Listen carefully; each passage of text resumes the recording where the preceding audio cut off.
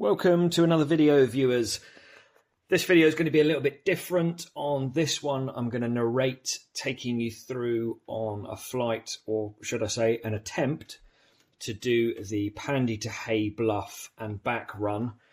This one went a little bit wrong for me in that I ended up landing out at the Hay Bluff end.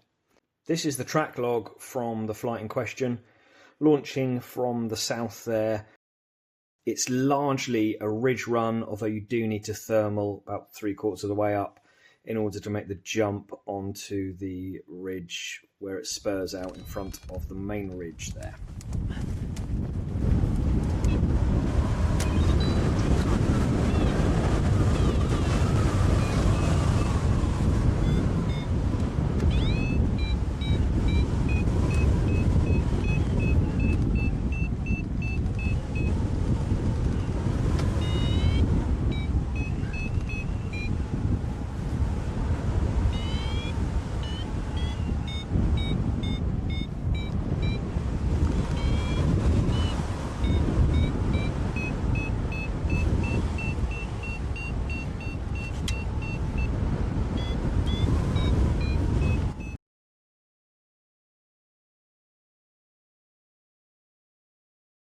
So, just before I launched, I was chatting to my coach, Trigger, about doing this run, and he gave me a piece of advice, which was that every time I set out around a corner on the ridge and started on up the next section of ridge, I needed to turn around and just feel what the conditions were like for the return flight, in order to make sure I never ended up flying past a point where it would be really difficult to get back.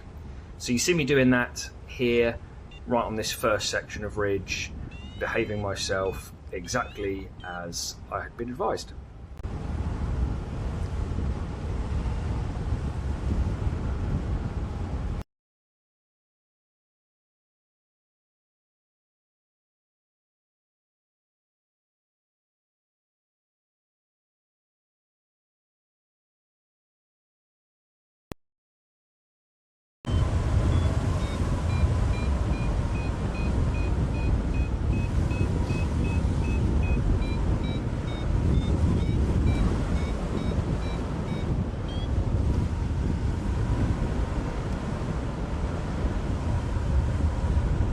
Here I am again on another section of ridge, turning around exactly as I was told and flying back a little bit and feeling what it's like to fly back the opposite direction.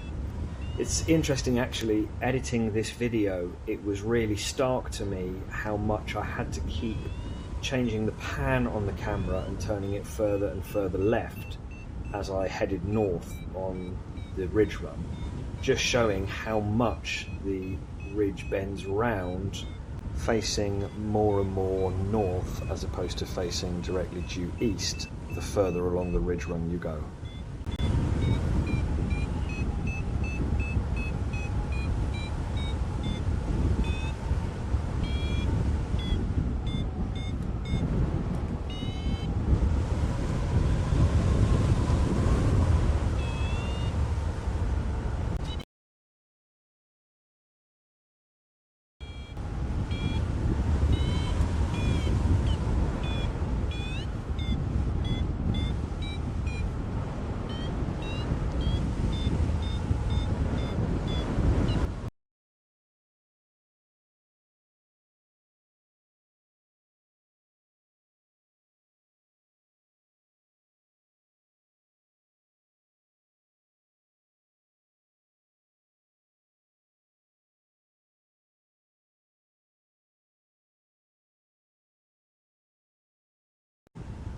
This then is where it all goes wrong for me. You can see the ridge stretching out in front of me there, and basically I get fixated on the goal of flying to the end of the ridge there, which is Hay Bluff, and tagging that point before starting the ridge run back to launch on my car. Unlike earlier where I was being a good boy and turning around on each new section of ridge to check if I could get back okay, the goal fixation on this stretch means I didn't think twice, and off I go to tag that endpoint without stopping to see what conditions will be like when I try to fly back the opposite direction.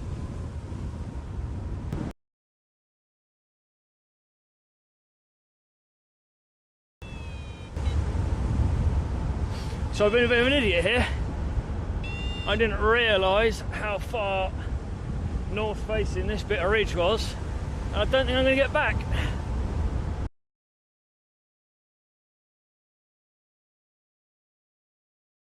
Okay, so you could really starkly see in that sped up section just then that I'm coming down faster than I'm moving forward. And the reason for that is the wind is not coming directly onto the slope, but is coming largely along the slope here. So I've got a huge headwind component. I'm desperate to get around this corner back onto a section of ridge that's more into wind, but I just know I'm not going to make it. Which leads on to the worry of landing in this area. As you can see, this section is full of trees, tiny little fields, and it actually slopes down way more than it looks like in this image, down to a little gully at the bottom there where a river runs. So none of that is really safely landable. I had already had a good look at all the landing options at the far end of the ridge, and I knew they were a lot better. So round I go to head back up to the other end and find somewhere to land.